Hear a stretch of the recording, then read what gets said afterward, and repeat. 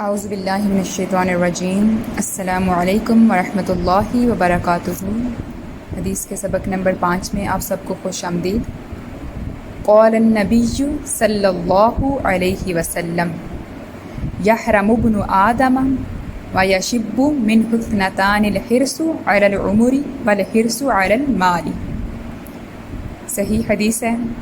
اللہ کے نبی حضرت انس بن مالک سے روایت ہے کہ اللہ کے نبی حضرت محمد صلی اللہ علیہ وسلم نے فرمایا کہ آدمی بوڑھا ہو جاتا ہے، البتہ اس کے اندر 2 چیزیں جوان رہتی ہیں، ایک زندگی کی خواہش یعنی کہ لمبی عمر کی خواہش، دوسری مال کی حرص۔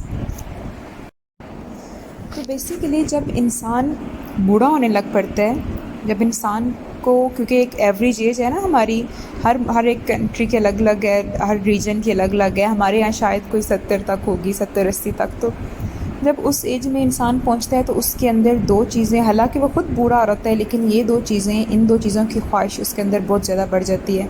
ایک اس سے یہ ہوتا ہے کہ میری عمر مجھے اور مل جائے، لمبی میری عمر ہو جائے، اور دوسرا کہ میں مال جتنا اکٹھا کر لوں۔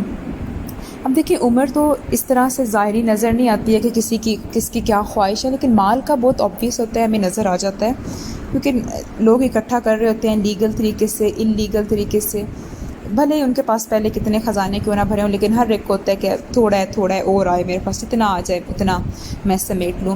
اور یہ نا ایک فیکٹ ہے، ہم اسے ڈینائی نہیں کر سکتے ہیں کہ یہ 2 چیزیں انسان جب بوڑھا رہتا ہے اس کے اندر آ رہی ہوتی ہیں، کہ ایک اسے عمر کی ضرورت ہوتی ہے اور دوسرا اسے مال، مطلب اس کے اندر خواہش ہوتی ہے کہ اس کے پاس زیادہ مال ہو۔ اب دیکھیے، خواہشیں تو اور بھی بہت زیادہ ہوتی ہیں۔ اللہ کے نبی نے ایک باکس ڈرا کیا اور اس کے اندر ایک لائن لمبی ڈرا کی، کھینچی، اور اس لائن کو آپ اس باکس سے باہر لے کے گئے۔ جب صحابہ نے پوچھا کہ یہ کیا ہے تو آپ نے فرمایا کہ یہ باکس جو ہے یہ لائف ٹائم ہے، یہ زندگی ہے انسان کی، اور یہ جو لائن میں باہر تک ڈرا کر کے لے کے گیا ہوں یہ انسان کی خواہشیں ہیں۔ یعنی کہ یہ چیزیں فیکٹ ہیں، آپ انہیں ڈینائی نہیں کر سکتے ہو کہ یہ انسان کے اندر ہوتی ہیں، یہ ہمارے اندر ہوتی ہیں۔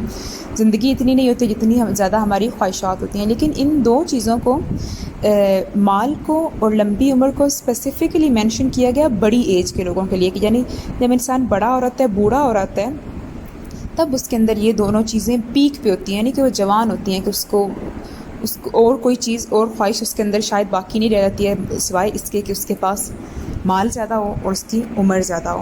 اب دیکھیں، یہ خواہشات تو ہیں، لیکن ان کے سائیڈ ایفیکٹ سے بچنا ہے، اور بچنا بہت ضروری ہے۔ اس کے لیے ایک چیز ذہن میں رکھیں، دیکھیں کتنی زیادہ مخلوقات ہیں، پرندے ہیں، جانور ہیں، جن ہیں، تقریباً 18,000 ڈفرینٹ مخلوقات ہیں، جن میں سے صرف ایک انسان ہے جو پیسہ کماتا ہے۔ اور کبھی دیکھا ہے کہ کوئی اور اللہ کی مخلوقات میں سے کبھی کوئی پرندہ، کوئی چڑیا، کوئی کتا، کوئی بکری کبھی بھوکا سویا ہو؟ کبھی کوئی نہیں سویا، لیکن ان میں سے کوئی پیسہ بھی نہیں کماتا، کیونکہ رزق دینے والی ذات کس کی ہے؟ رزق دینے والی ذات اللہ کی ہے۔ اسی طرح موت کے لیے بھی آپ کا وقت مقرر ہے، جب آپ کا لکھا جا چکا ہے جس وقت جس جگہ آپ کو موت آنی ہے، اسی وقت اسی جگہ آپ کو موت آئے گی، تو اس کو بھی کوئی ٹال نہیں سکتا۔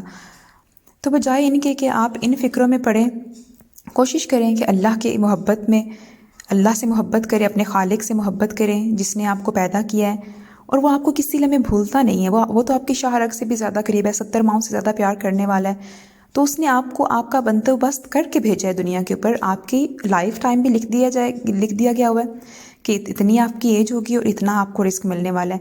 اب نہ اس سے زیادہ ہوگا نہ اس سے کم ہوگا، جتنی مرضی فکریں پال لیں، جتنی مرضی آپ ٹینشن لے لیں کہ عمر بڑھ جائے یا مال بڑھ جائے، جو آپ کے لیے لکھا جا چکا ہے نا وہی آپ کو ملنا ہے۔ تو بیسٹ آپشن تو یہی ہے کہ آپ کے پاس جو ہے آپ اس کے اوپر صبر کریں، اور اللہ سے دعا کریں کہ آپ کی زندگی اللہ کا اور اللہ کے رسول کا میسیج سپریڈ کرتے ہوئے گزرے، ان کے احکامات کے مطابق آپ اپنی زندگی بسر کریں، تو ان ٹینشنوں کو، ان فکروں کو نہ پالیں۔ جب آپ رازق کا خیال کریں گے نا تو رزق آٹومیٹکلی آ جائے گا۔ جب آپ زندگی دینے والے کو اور موت دینے والے کا خیال اپنے ذہن میں رکھیں گے تو یہ چیزیں جو ہیں یہ سیکنڈری ہو جائیں گی، یہ معنی نہیں رکھیں گے پھر۔ اس شعر کے ساتھ آج اپنا سبق مکمل کرتے ہیں۔ ہوا و حرص ہے طمع تمہاری زندگانی کا، بڑھاپے پہ اسی سے رنگ چڑھتا ہے جوانی کا۔ دعا میں یاد رکھیے گا۔ السلام علیکم ورحمۃ اللہ وبرکاتہ۔